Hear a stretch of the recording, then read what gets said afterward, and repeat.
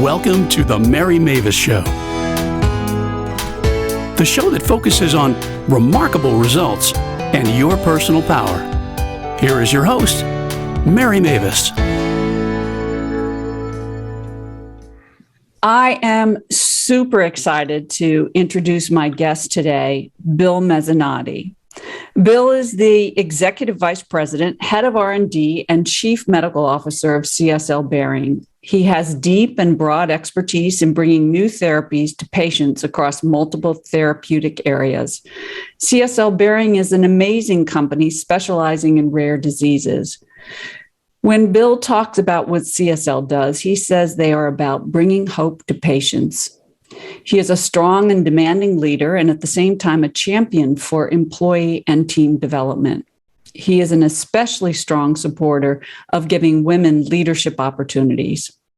I met Bill when he was the lead physician for a product ready to launch and have been a fan and supporter as he has taken on increasingly accountable roles over the years. Welcome to the show, Bill. Thanks, Mary. It's really a pleasure to be with you today. And you understate how much you've meant to me in my career and to my team. So thank you. You are so welcome. So the first part of the show is going to be around the question of what have you learned that you wished you knew earlier in your career? So I'm just going to pass it over to you and let you tell a story about that question. Yeah, Mary. And so I love this question. And I had a dear cousin who was an Augustinian priest who reminded me of the lesson of St. Augustine from the 4th century, who said, you have to live your life going forward, but you understand it looking backwards. So it's a great chance to look backwards and say, what do I wish I knew then that I know now? And gosh, there's so many things, including how you communicate and how you connect. But I want to touch on remarkable results, one of the chapters in your book, and how that's played out in my life. I think as you grow in this business and as you grow as a leader, and particularly when you have technical expertise, as I do, you tend to under-promise and over-deliver, and that's what you want. You want to be seen as being realistic, and you're kind of afraid to be out there too much and don't want to sound wacky or sound ridiculous in what your hopes and dreams are for a project. And then a challenge like the project you mentioned comes along, and you have to push, and you just have to push the team to go better than they are. And that comes in the moment, and it's probably as much resilience as anything. But how do you do that ahead of time? And I remember reading a book called Devil in the White City, which was about the Chicago World's Fair in the 1880s or 90s. It's a great book, and I recommend everybody read it. It's a good summer read. Unfortunately, summer's coming to the end. But Daniel Burnham was the creator of the Chicago World's Fair, and he was an architect that also did all the skyscrapers, Union Station in Washington, D.C. And he would quote Goethe, who said, "Dream no small dreams, for they have no magic to stir men's blood." And I remember that so powerfully, like, wow, you really have to put it out there. And so I've tried since then to put it out there more and more. And most recently, when I took this job at CSL Behring, we're a company with big ambitions, but we don't have that big of a budget comparatively. And so I put out the challenge that we were going to double the size of our portfolio and not double the size of our spend or the number of people. And the amount of pushback I've gotten to that has been remarkable, but I've been steadfast in keeping to that. And slowly I've seen people all over the organization in little pockets and sometimes big pockets say to me, "See, Bill, this is how I'm going to double the portfolio without doubling the people." And so people are finding out how to do it. And I think that comes to the second part. Just because I say it doesn't mean I have to do it myself. You have to ask for help for it, right?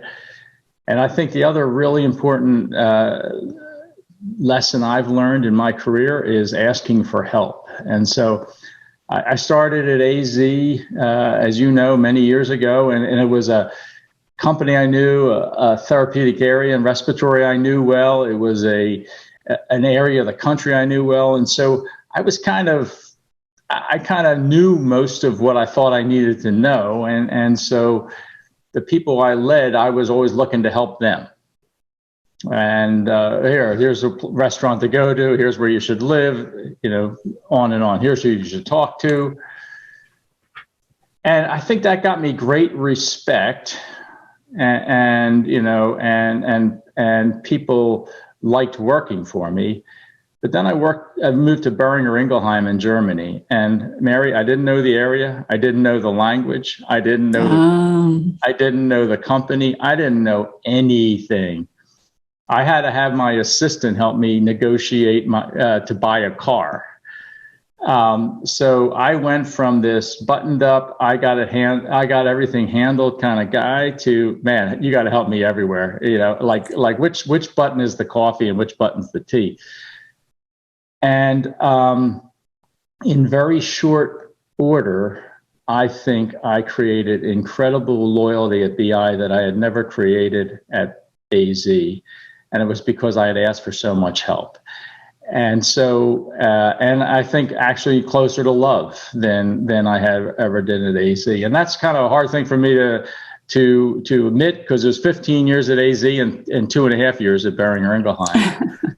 And imagine what you could have created, right? Yeah, right, exactly. And so it just tells you. But so now when I do this, we're going to double the portfolio. I ask for help in doing. I don't try to do it myself. And in the end, I think the last thing is I try to lead authentically. I don't tell the people this is going to be easy. Right. I say it's going to be hard, but we've got to do it, and this is why. And authenticity has been very important in my life, because I learned from somebody about effortless leadership. And I said, what the hell is effortless leadership? Leadership is really hard. And the key to effortless leadership is to lead in whatever way you are. You have to become a better version of yourself, but lead in whatever way you are, because in the days you're tired, and the days you're getting up at 4 a.m. or you're up at midnight working, if you're not leading authentically, it is impossible. And so lead authentically, ask for help, and don't be afraid to dream big. That's what I've learned and wish I knew earlier in my career. And, I'm struck by the phrase that you use that I think actually a lot of people get as advice, which is under promise, over deliver. And that is the crux of the problem, right? Because, and actually, if you can't get anybody to believe in your vision, you can keep your big vision and deliver that. Right. But the idea of fitting what you decide to create into what other people will accept, maybe even making it much smaller so that you don't feel pressured to produce, right? Yep. And so if you think about the younger Bill, or the early Bill. Yeah, I'm still very young. Early Bill, you're still very young. Yeah. What are the challenges personally with sort of stepping out? Because I remember having big visions, and it makes you feel very vulnerable. Yeah. At least it did with me. Like all of a sudden, people are like, what they used to do with me is like, okay, go ahead, show us. We don't believe it's possible, but we're willing to have you show us, and that makes you feel really vulnerable. Yeah, absolutely, and I think you hit on it. So it's vulnerability, and it comes from two other terms. One is conspicuousness. Man, when you put a big goal out there, you are conspicuous. You have painted yourself a different color, and that can be scary. I've seen people in my life now be conspicuous and be brave about being conspicuous. And, it's both worked out and it's not worked out, but they've been conspicuous, and for the most part, they've survived, whether it's been a good outcome or not. The second thing in an organization, though, for young people is trust.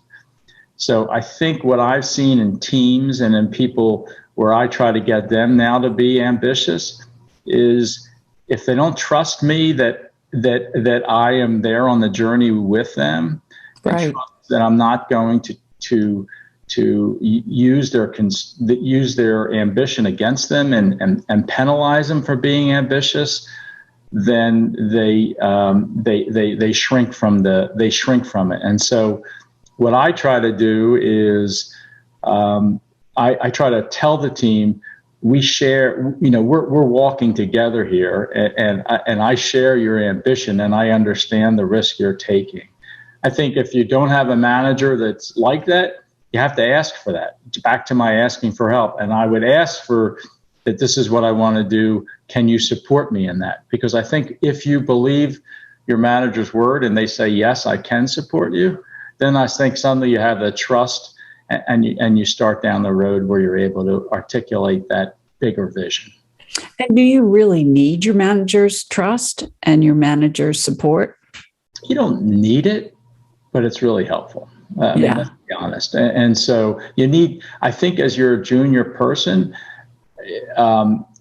it helps to have somebody higher in the organization that at least believes in it. May not fully believe in it, and may say, well, you still have to prove it to me, but let's start. And so sometimes it's how you communicate where you're getting to. And so you can have a big vision, as you said, hold it to yourself and articulate some of those pieces, and keep doing it in digestible bites rather than the whole thing. And so there's a way of communicating your big vision that can probably be modulated based on how much trust or support you feel like you have in that. And so the more support, the bigger you can be right from the beginning. Yes. So if you have a big vision and you don't have a sense of that you have support, then you need to do some spade work in thinking about what, as I call it, your co-creators, who are the people that you really need to be able to create that result in the organization, maybe even outside the organization, or people on your team, and where do they stand now? And work your way toward that. So I think the biggest drawback is that when people don't crystallize their vision, even if they don't have a lot of support. Yeah, I think that's fair. I think that's fair. I think clarity, I try to tell people to communicate completely and clearly. And if they can, crisply, because I think that helps too. Yeah. But certainly clearly, clarity is so important in an organization and in communication in general. But back to your point about doing the spade work, just because you come up with a great idea and ambitious, that's not the end of it. It's the work. Right. I can tell you, I have articulated why I believe this organization can double the portfolio, and my views on some of the ways we can do it at least 200 times since I put it out. Yes. They talk about 7 times. I've done it 200 times because of all the people in the organization. So you have to have that stakeholder map. You have to know, who has to help enroll in that vision, who's more of an ambitious person, who's cautious. There's nothing against articulating bits of the vision in different ways to different people, as long as you're wholly true to your cause. Yeah, and I love what you said, because often senior leaders say to me, "But I already told them my vision. Why do I have to keep saying it?" because they need to hear it again in a different way. They need to know that you're still on it. It's still part of what you're expecting. And you just never know when things will click, right? So that has to happen if you're a senior person with a lot of positional power, which you have. If you don't have a lot of positional power, but you have a big vision, then you have to look for ways to illuminate that picture of the future over time with different people, asking for help, to your point. That's right. Yeah. And I think that, for most of us, and no matter what your capability or gift or whatever, for most of us, it's an exercise that you have to slowly build. And there was always a few in whatever skill you're talking about in life who have it naturally. And then there's those who really get it, who need to build it over time. And vision's the same thing. And you can build it over time with pieces of that, not so ridiculously ambitious at first, and still be successful. So, Bill, let me raise something that you alluded to, but didn't say it in this way. When you have a remarkable result that you're in front of you, and there are two kinds of remarkable results. It doesn't have to be something that's big and what seems impossible. It can be, in my terminology, it's getting very clear about exactly what you want to produce, whether it's in a conversation, whether it's in a meeting. And in this case, you're talking about a remarkable result that is a big, remarkable result. It's going to feel, the reason you get pushback is people feel like it's impossible. So in a remarkable result like that, what's embedded in it is the possibility of failure. So talk a little bit about that and what it's like as a leader to put an aspiration out there that, you might fail in, that you might lose credibility in. And people that you bring along might lose some credibility in it. Yeah. So, first of all, you're right. Most remarkable results are a summation of smaller remarkable results. Yes. And even in my big goal, it's only possible if lots of little goals are remarkably achieved. And objective setting, right? Every year we talk about stretch objectives. Well, they're really mini remarkable results in all of them. And the same fear is in there of I may fail, I may not get my bonus. People will penalize me for stretching further than I should have. And that's back to a good conversation with the manager and trust, but it's also something that nothing ventured, nothing gained, my mother used to say. And I think that's the piece. And so one of the things I preach the most is resilience, and personal resilience and organizational resilience. And, we can talk a lot about personal resilience, but let's talk about organizational resilience for a moment and say that I say we need to fail well. And that means that we did everything we could and the molecule just didn't work, or we just didn't get there. And so I always include the possibility of failure in my communication. Well, we might not get there, but this is what I think we need to do. And so we're going to go for it. And this is what I say about resilience to my children, to my people who work for me, to the people I mentor, is it's really important to be resilient in your life. But much more important than being resilient is knowing you're resilient. Because if you know you're resilient, you know that you will be able to pick yourself up from failure, dust yourself off, and start again. And that's a big idea in a really small world in words that I think people need to grasp more of. So you have to stretch out. Yep.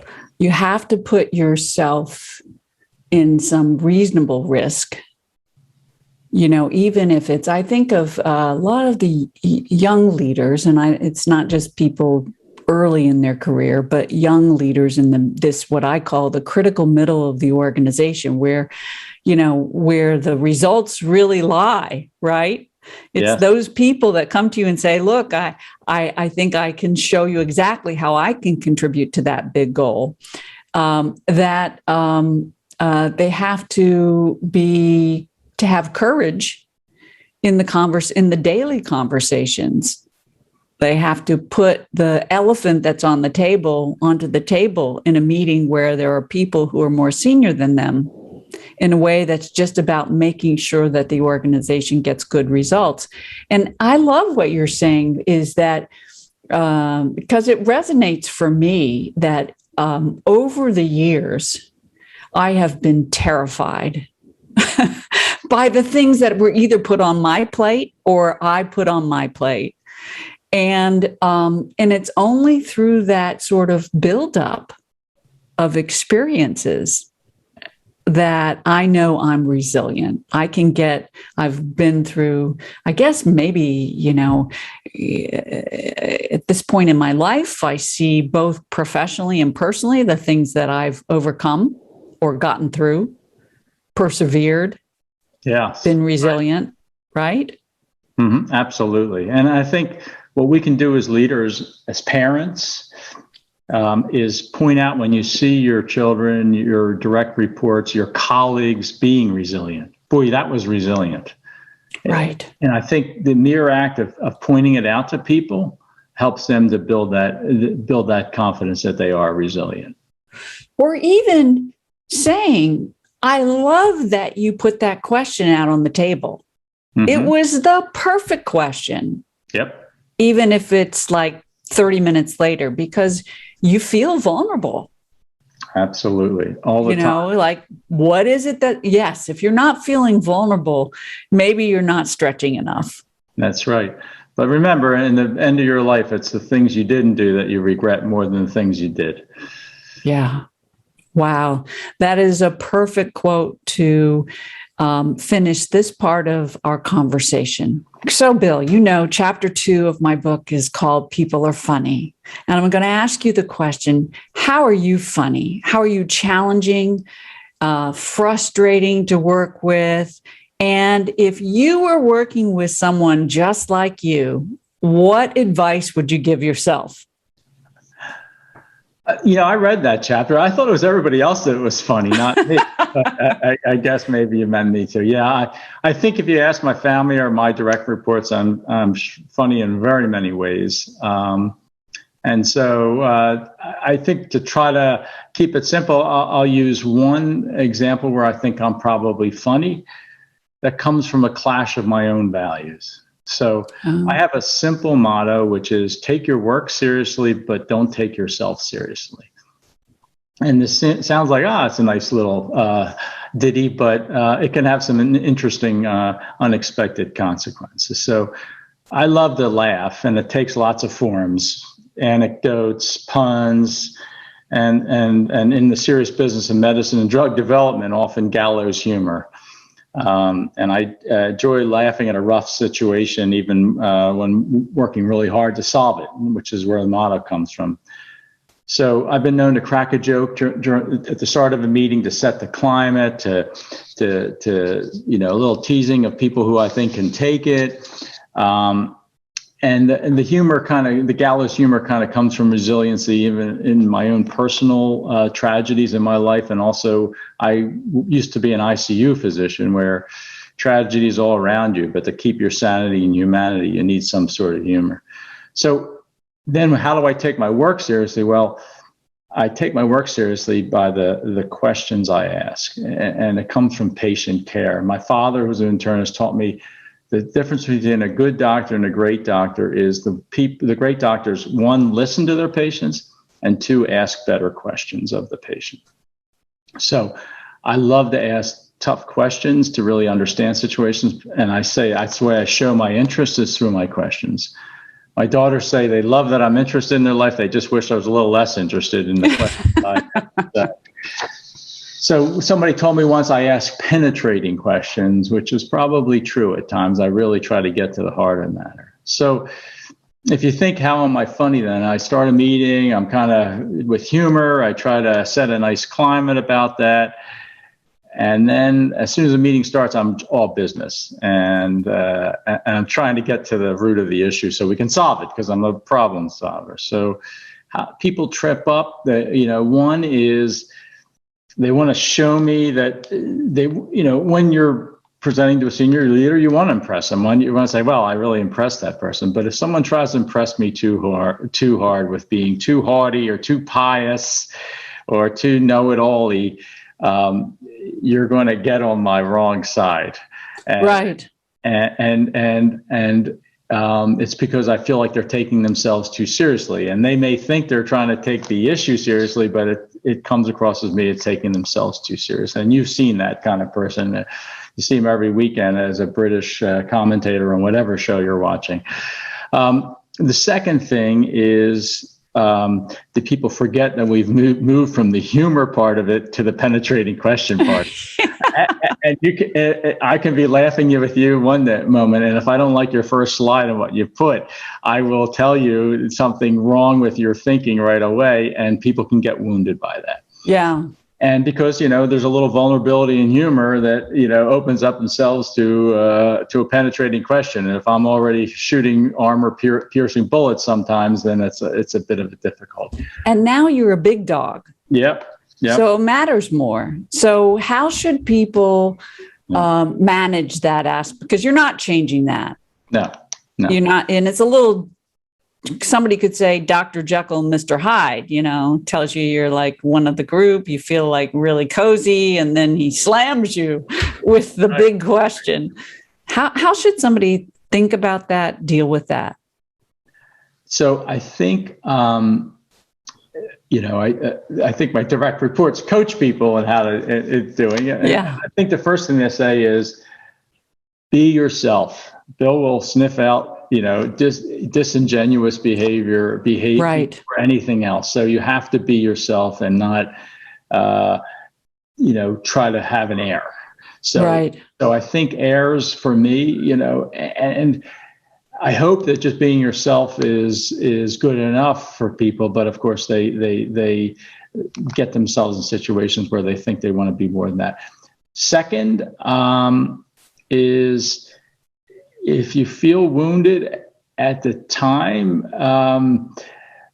try to think back and think about the question that was asked rather than was it because I try not to be personal in my issues. It's I will go after your thinking, and try to understand that if you expose your thinking to me and how you're thinking, even if I don't agree with it, I won't have to ask as many penetrating questions, because I often ask the question to get at, it's a bullet on a PowerPoint slide. How do I know how you're really thinking, Mary? I do that by asking a question that makes you think or makes you speak how you think. If you can be yourself and expose how you think to me, then we're 80% down the line.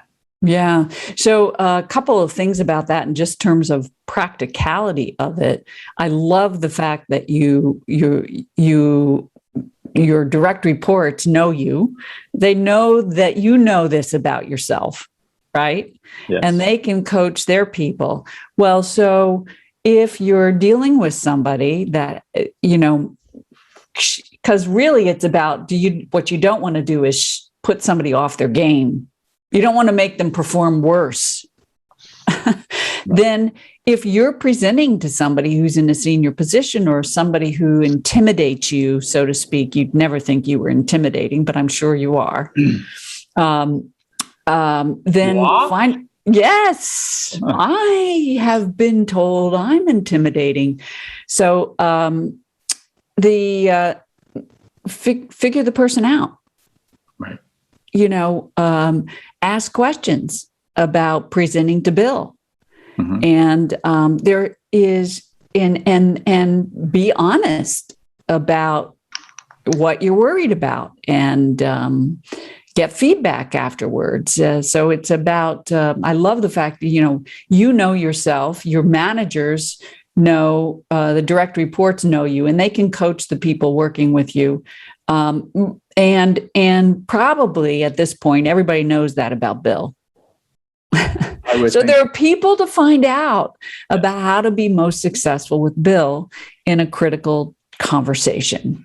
Right. I agree. And I think lots of times in organizations, certainly it's true in my R&D organization, we don't want a lot of pre-meetings to sort of align and things. I mean, we have the meeting to discuss it, right? Right.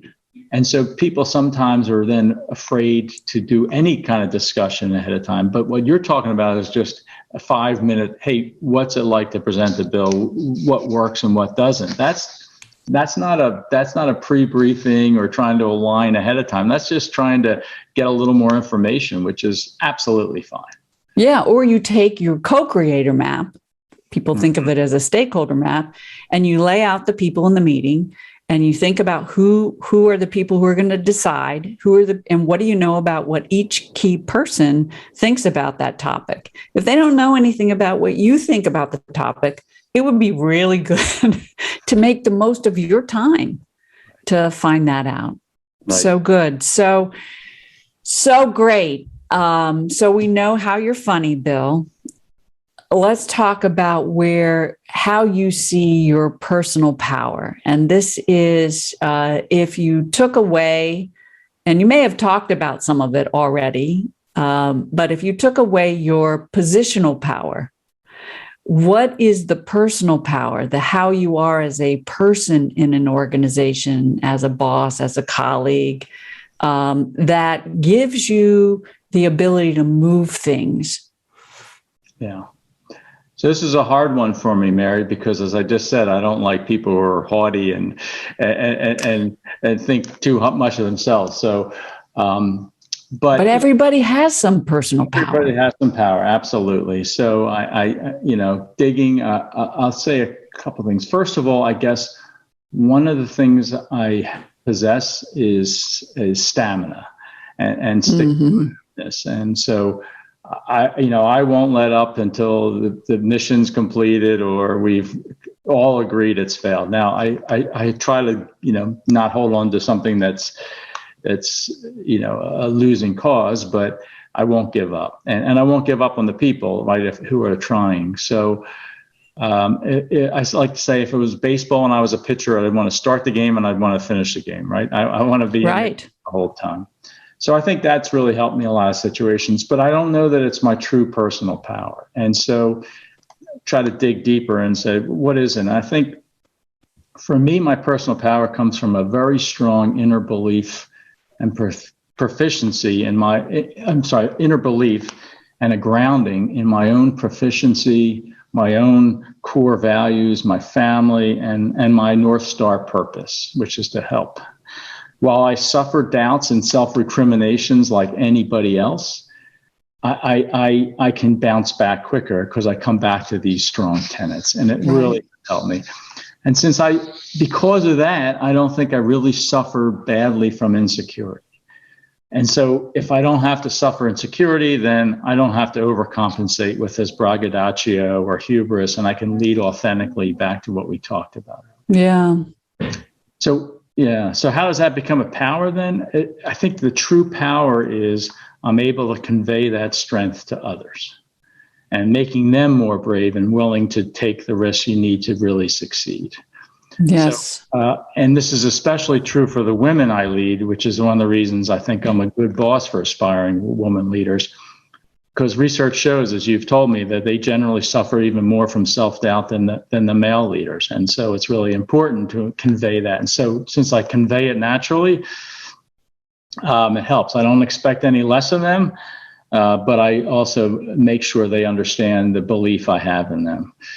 And so why does that come from? Why am I do that for women leaders? Well, maybe women sense it in me. Like my wife says, she senses that power, but I think I have 3 daughters. I'm blessed with 3 daughters and who've taught me more than I've taught them in life. And Of course, I tell them all the time how much I love them and how proud I am of them. And it's all true, but I think that's a little more standard father stuff, right? But the line I think that always gets them whenever they're ready to try something new is I tell them I have unshakable faith in them. And I think they see in my own life and how I act that I am unshakable. And so because I'm unshakable, and then I tell them I have that faith in them, they're willing to take more risks than they would have in their own life and get the remarkable results they need to do for their own life. And so if you go back then to the people I manage, by imparting that deep faith in the mission or their ability to do it, once the leaders get it, then they confer power back to me for 3 reasons. So first, women leaders do not forget this faith, and they remain connected to me long term. A lot longer than men, by the way, men out there, sorry. So in the end, this is a gift to me and a long-term gift to me, and connections and all over the industry, which become powerful in another way, right? Second, if I help my leaders succeed in that moment to accomplish their own great things, then it comes back, and Bill's known for leading teams that make great results, right? So that's shining back on me. But lastly, if I get these people to truly internalize that faith and the resilience and the things we also talked about, then they're going to go on in their careers to do other amazing things. And that legacy will last with me a lifetime. And legacy is an incredibly important thing to me for the leaders I lead.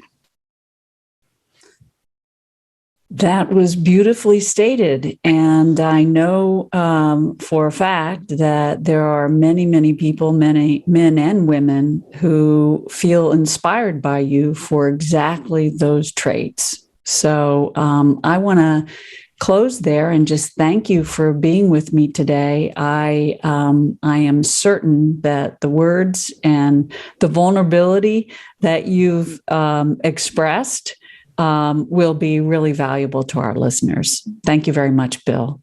Thank you, Mary. It's been a pleasure. I hope you enjoyed this podcast. Today's show was produced by Eric AUBREY. Our theme music was written and produced by Eric AUBREY and Tim McKinstry. The show's graphics were designed by DEVON MARCIANO. Remember to subscribe to our podcast on Google, Apple, or Spotify. You can also find episodes at maviscompany.com, where I invite you to sign up for my weekly newsletter. I hope you use some nugget to help you create remarkable results in your world. Thank you for listening.